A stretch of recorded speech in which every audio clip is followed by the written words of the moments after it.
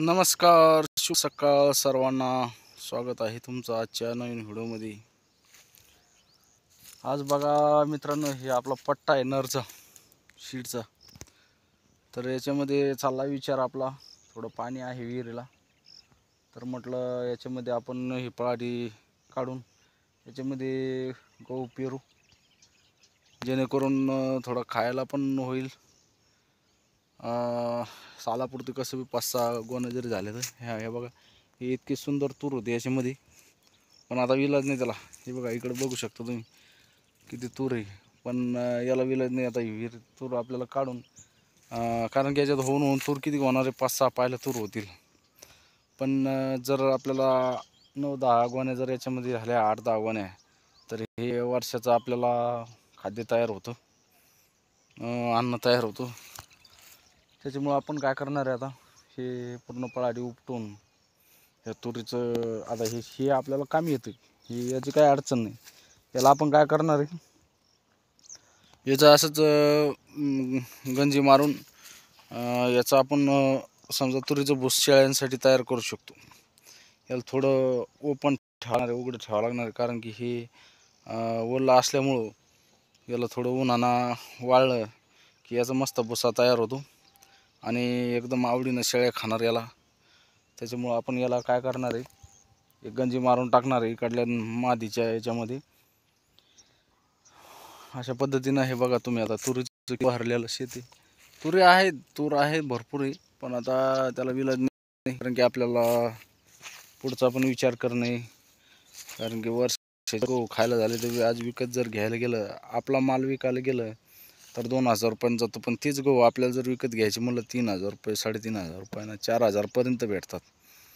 त्याच्यामुळं आपले शेत असून आपल्याला काहीतरी त्याच्यापासून उपयोग करून आपल्या समजा वार्षिक अन्नधान्य कसं काढता येईल याचा विचार करून आपल्या विहिरीला थोडंफार पाणी.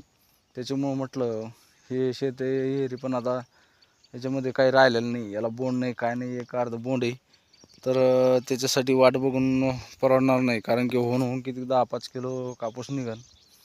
पण समोरचं भवितव्य म्हणून मी एक विचार केला आणि चाललं आहे आता माझं. सकाळपासून मी तूर, हे बघा विळा आहे, तूर काढणं चालली. ही तूर काढून याला एक जागेवर गंजी मारून देतो आणि नंतर आपलं प्रोसिजर सुरू करतो आहे.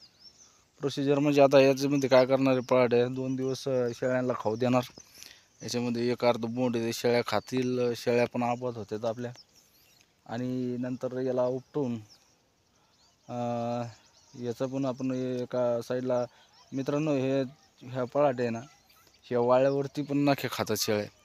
त्याच्यामुळे मी काय करणार आहे, एका साईडला याची गंजी मारून देणार आहे बांधणीवरती. कारण की येता जाता शेळ्या नाख्या काड्या कुड्या खातात, ते पण वेस्ट जात नाही आपलं वाह्याला. त्याच्यामुळं आता गहू पेरायला थोडा वेळ होईल आपल्याला, पण काही अडचण नाही. थोडंफार पाणी येतं आपल्याला. शेतच किती घे, 5-7 गुंठे शेत आहे मित्रांनो.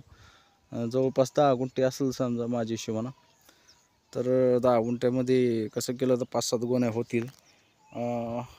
7-8 जरी गोण्या झाल्या तर आपलं वर्ष त्याच्यामध्ये ॲडजस्टमेंट होऊन जाते एका वर्षाची.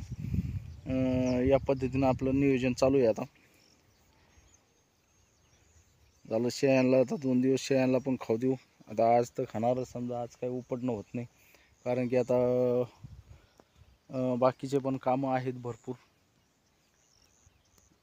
त्याच्यामुळे याला काय करू, आता ही तूर काढून घेऊ, याची गंजी मारून देऊ एका साईडला आणि शेळ्या सोडून देऊ. शेळ्या खातात 2-3 दिवस, त्यांना खायला भेटतं व्यवस्थित. आणि त्याच्यानंतर मग आपलं नियोजन याच्यामध्ये आपल्याला डवरणी करावं लागेल. ट्रॅक्टरनंच वखरणी करावं लागणार आहे मित्र. कारण की काय, ही रानं आपल्याकडून तोडावलं गेलेलं आहे. कारण पावसामध्ये याचं आपल्याला बोंड तोडावं लागत होते आणि त्याच्यामुळं थोडं निब्बर आले रान. याला ट्रॅक्टरनंच वखरणी करून घेऊ, कारण जेणेकरून चांगलं खोलून लागेल आणि याला पाणी जिरणं गरजेचं आहे. कारण गहू पेरायचं म्हणल्यानंतर आपल्याला ओलूनच गहू पेरावा लागतो आणि ओल्याच्या नंतरच गहू पेरावा लागतो. आणि तुम्ही गहू पेरला का नाही, कमेंटमध्ये नक्की सांगा मित्रांनो. कोण पेरला कोण नाही पेरला. अशा पद्धतीनं आपलं नियोजन चालू आहे, बघू शकता तुम्ही. आणि हा एक पट्टी लावली आहे आपण, असं म्हणजे 1 तास लावलेलं आहे तुरीचं. तर याला काही काढायची गरज नाही, कारण की हे इथून तिथून डाळीपुरतं आपल्याला म्हणजे तूर होऊन जाते, डाळ होती आपली. ह्या साईडला आणि इकडल्या साईडला पण एक पट्टा आहे. ह्या दोन्ही साईडनं लावायचं सांगितलं होतं. ते सीड्स आपण पोलनचं लावलेलं आहे ना, ते त्यांनी साहेबांनी सांगितलं होतं की तुम्ही दोन्ही साईडनं पण, चारी साईडनं पण सांगितलं होतं, पण इकडल्या साईडनं लावलं होतं आपण, पण उगलं नाही. त्याच्यामुळे त्या साईडनं आपण साडे लावल्या होत्या. इकडल्या साईडनं उगलेलं आहे.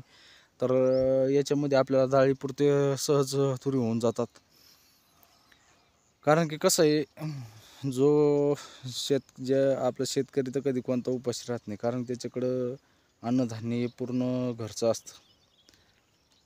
भले त्याची किती अडचण असू द्या पैशाची याची, पण शेतकरी थोडंफार का होईना धान्य त्याच्याकडं असतं खा प्यायचं पुरतं. बाकी पैशाची अडचणी असल्या तर, पण हे वर्षभर लेकरा बाळांना खाण्यासाठी आपल्याला नियोजन करून ठेवावंच लागतं मित्रांनो. अशा पद्धतीनं आपलं नियोजन आहे आजचं. तर मित्रांनो, व्हिडिओ जास्तीत जास्त बघायचा आणि आपल्या शेतकरी मित्राला जास्तीत जास्त सपोर्ट करा. व्हिडिओ बघून व्हिडिओ आवडल्यास व्हिडिओला लाईक पण करा आणि चॅनलला सबस्क्राईब करा मित्रांनो. आणि बेल आयकॉनला जर बटनला ऑल नसलं केलं तर ऑल करा, जेणेकरून तुम्हाला असे शेतीविषयक व्हिडिओ बघायला भेटतील. चांगल्या पद्धतीचे शेतीचे इथून समोरची माहिती. पण आता मला थोडं पाण्याची अडचण असल्यामुळं मी थोडं जास्त नियोजन लावू शकत नाही, पण इथं समोर ते पण नियोजन लावू आपण.